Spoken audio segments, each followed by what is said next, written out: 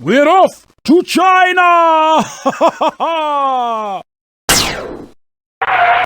China, home to 1 billion people. That's a lot. And now there's 1,000,000,006. You, me, and the Gigglebone gang. Wanna meet a fire-breathing dragon? Oh, choose me! Aw, don't be scared. I'm right behind you. Hey, wait a sec. We'll be playing in no time. Hey there! We are in China, celebrating the New Year with a magic fireworks dragon. Now, in China, every year is named after an animal. Oh yes, honest, yep. Click on my belly for some animals, and I'll tell you about their Chinese, personalities. Yes. Well, you can paint them in the colored pools and give them to the magic dragon to make your own fireworks display. The dragon has a year too. He is healthy and passionate. Hey, let's feed the magic dragon some animals to make a fireworks display. Nifty snake! The snake is wise and intense.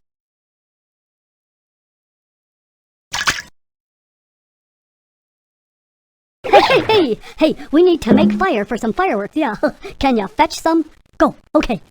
Hurry. Whoa! That fire is dragon food for making fireworks! Can you? Whoa!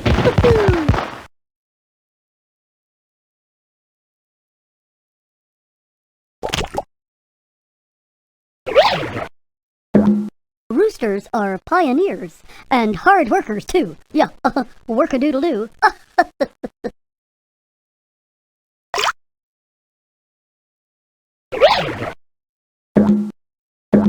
Oh, look at that. The bright and patient ox. Oh.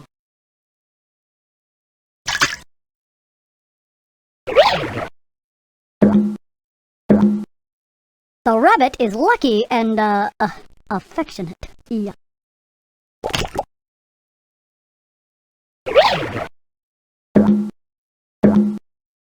Wanna make a horse and tiger fireworks? Go on. Yeah, try. Yeah. The horse is handsome and popular. They always are, you know.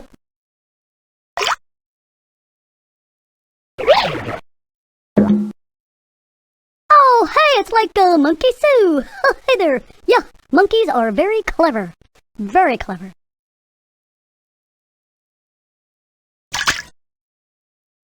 Hey, we need some fire to make fireworks. Yeah.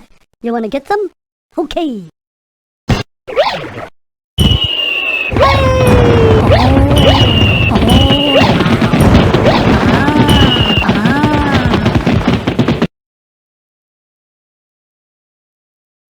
Oh, I can't play on an empty stomach. Oh, please feed me. Oh, time to go so soon. Ha, okay, let's go. Come on. What a display you made with Bungie. I myself was born in the year of the tiger. How shall we follow that? Please choose someone. Oh, I thought you'd never ask. Darling, you just sit tight while I get my things together for this. China has been flourishing as a culture longer than any other civilization on Earth. Maybe that explains the amazing things I've uncovered there. So grab that fib detector, doll, 'cause we're about to take the fast boat to China and play Velma's Fact or Fib. Now remember, Pumpkin, there's a fib or two hiding in here that just don't square with the facts. You game? All right then, pick a fact and we'll get going. Woo-wee! Those needles are a part of an ancient form of Chinese medicine called acupuncture. Although it looks painful, acupuncture is often used by doctors to relieve pain in their patients. Sound like a fact? Or a big old fib?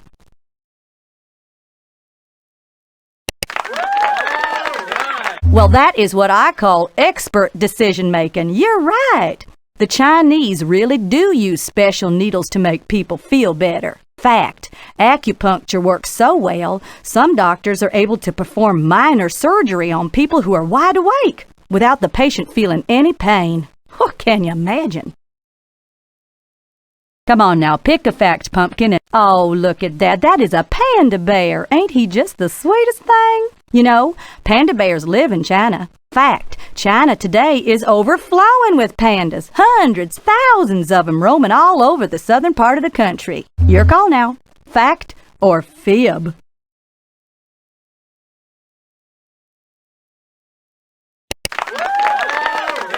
Well, I wish I wasn't fibbing on this one, but you are absolutely right. It used to be that pandas thrived in southern China, but many of them starved to death when a special type of bamboo that they fed on died away. And now there's only about 1,000 left. Click on any picture and we'll get this show. Now, I bet you've all seen this before. It's called the Great Wall of China. And we're not talking your ordinary wall. Oh, no. Why, the Great Wall is so long that it would take you almost 2 months if you walked day and night to go from one end to the other. What do you say? Is that a fact or a fib? Oh, my, you hit that nail right on the head. Good job. Fact is, the Great Wall stretches over 4,000 miles and was built by slaves and soldiers to protect China from those pesky barbarian invaders. Now, ain't that about the prettiest piece of cloth you ever saw? It's made from a caterpillar's cocoon. Yes, sir. The Chinese unwind those cocoons and weave the thread into beautiful silks. Now, does that sound like a fib, or is that a fact? Verily, I say it is a fact. Excellent work, Sugar. The caterpillars the Chinese use are called silkworms. Their cocoons are made from silk thread they produce inside their bodies. Now, Chinese farmers gather up those cocoons, unwind them, and dye them all sorts of gorgeous colors to make that silk cloth. Click on any. Did you know that the first emperor of China had 6,000 soldiers buried alive in his tomb to protect him?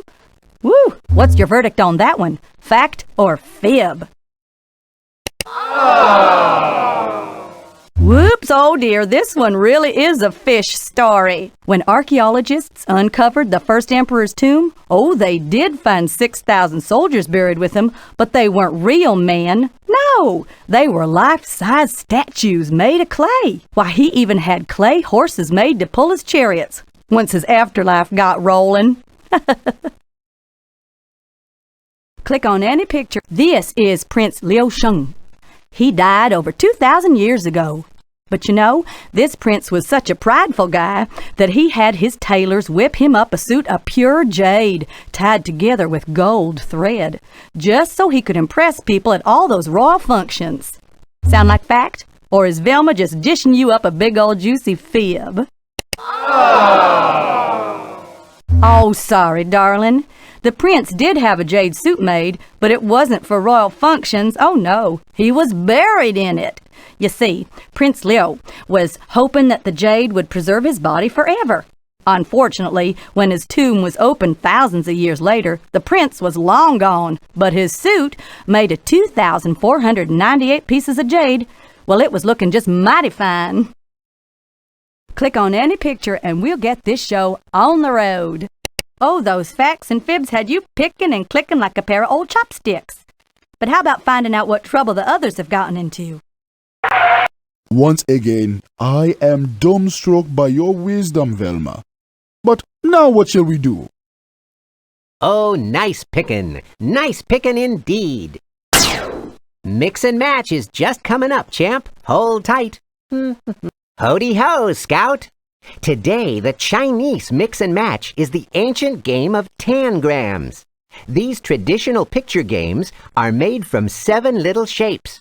You put them together and just see, I'll turn them into something cool. Just press go and we're ready to start. Go!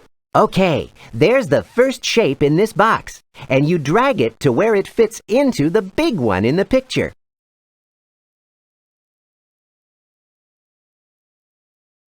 What a triangle! What a... There's the teeny triangle. Middling. What a seal! Congratulations! Wanna tangle with the tangrams some more? Great! If you click on the kid, you can try. This'll be pretty. Go! Teeny triangle.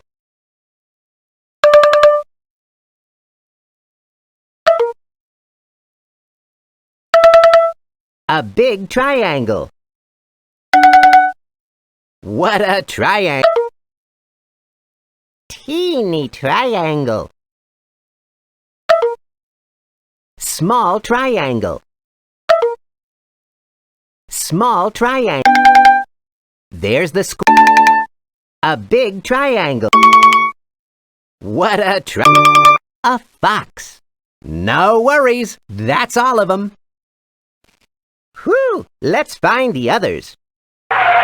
What a tangle of tantalizing tangrams from Chester. Now what? You'll like this stuff, I promise. Hang on, please. We're just getting ready. Let's do some Chinese Tai Chi. Don't know how? I can show you. In the morning, children like to play, then get ready to start their busy day. They walk to school as the traffic rushes. There they practice writing with their brushes. They do Tai Chi like the grown-ups do, and learn music and dances, old and new. School is fun, I'm sure you will agree, but it's nice to go home to your family.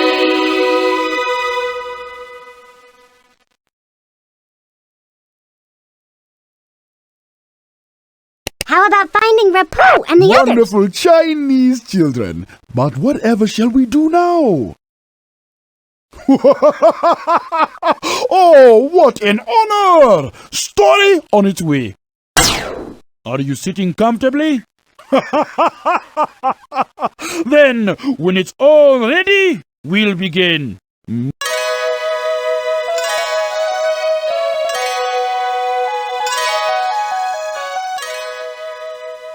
Long ago, in ancient China, there lived a young panda bear with a very big problem.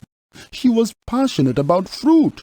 So passionate that when she saw a peach or persimmon hanging from a tree, she set her mind to eating it and would not rest until she had. And in this same orchard lived a unicorn who worried about the bear and her gluttonous habits, especially during the harvest, when the panda, whose name was Su Lin, gorged herself for days. "Little one, you must stop this." But she did not, and her habits were about to get her into serious trouble, for the emperor had been told of the panda who was eating all his fruit, and sent his army to find her. "Su Lin, listen to me. The emperor's army is coming. You must hide yourself." "His army? Oh, I must hide, but where? I have grown too big for my usual spots." And indeed it was true. Su Lin had grown so enormous that it was impossible to conceal her enormous backside. "Oh, unicorn, whatever will happen to me?" The unicorn did not know, but he feared the worst, and went to talk to the emperor's commander. Now Su Lin is all alone and frightened. She could use your help. Have you some thoughts on where she might hide? Su Lin, Su Lin, Su Lin! Come on, hide behind our bush. Su Lin hid behind the mulberry bush, just as the commander entered the garden. "Su Lin! Show yourself! His Royal Excellency, the Emperor, commands it!" Poor Su Lin shook so hard with fright that all the leaves fell off the bush, revealing her through a net of bare branches. "Oh, what's to become of me?"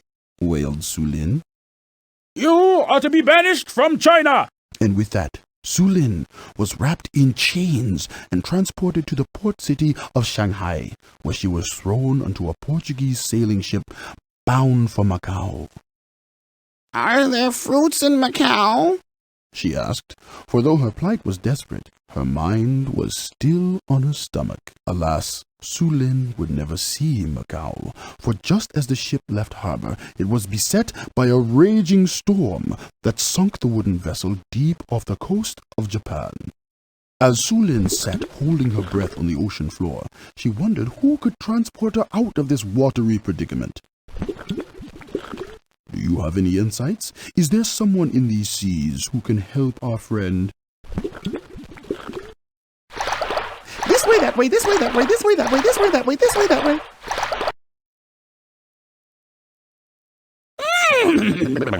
Gee, I'm a seahorse. You must be a sea panda. Get it? Sea panda.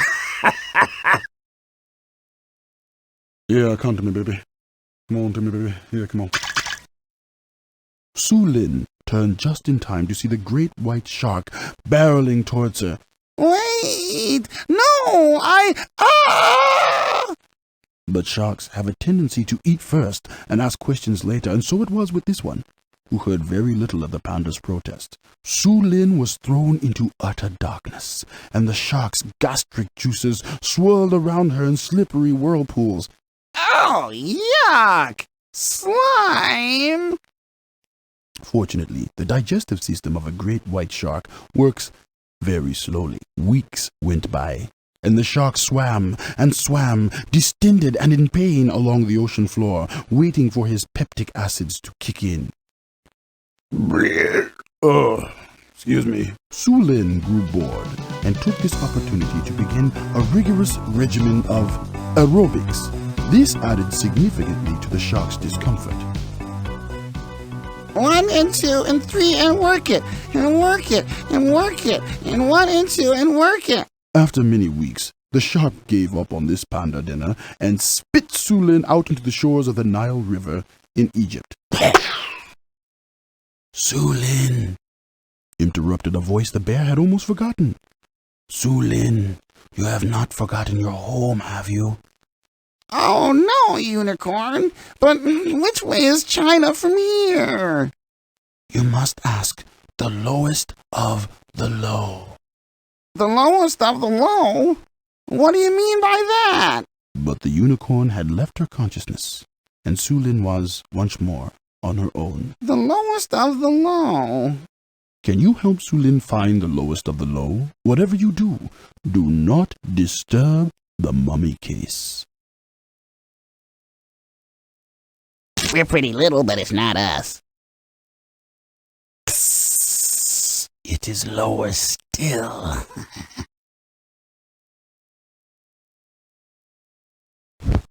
Look, I might be low, but I'm not the lowest. I ask you to look elsewhere. I am royalty, you know. 1, 2, oh, don't bother me, I'm counting. 3, 4.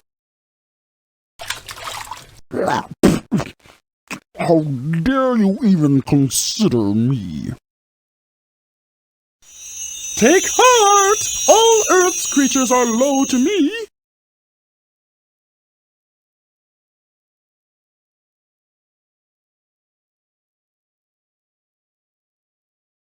We're pretty little, but it's not us.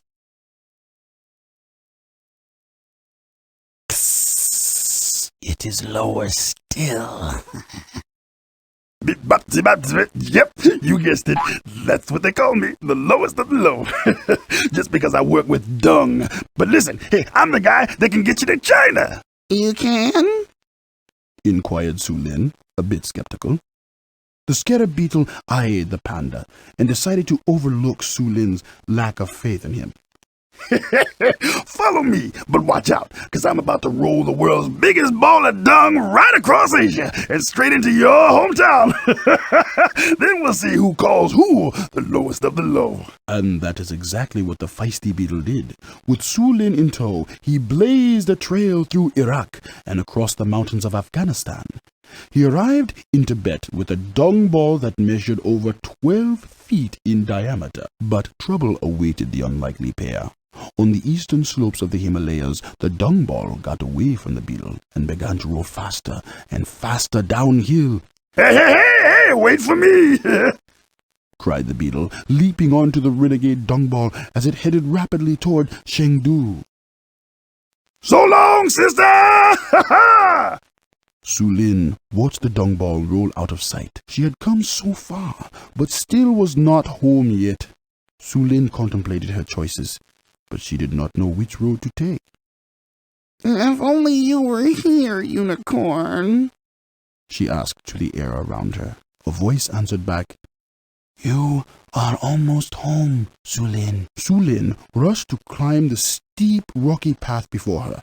At the summit, she looked down to a valley lush with bamboo forests, and there, grazing serenely by a gentle stream, stood the unicorn. "Welcome, Su Lin. It is good that you are finally home." And so it was, for on her remarkable journey, Su Lin had lost all cravings for cultivated fruits. Now she found the simple, crisp taste of the bamboo that grew in abundance around her to be much more to her liking. And to this very day, the pandas of China still live in the misty forests of the Sichuan Mountains and munch happily on bamboo all day long.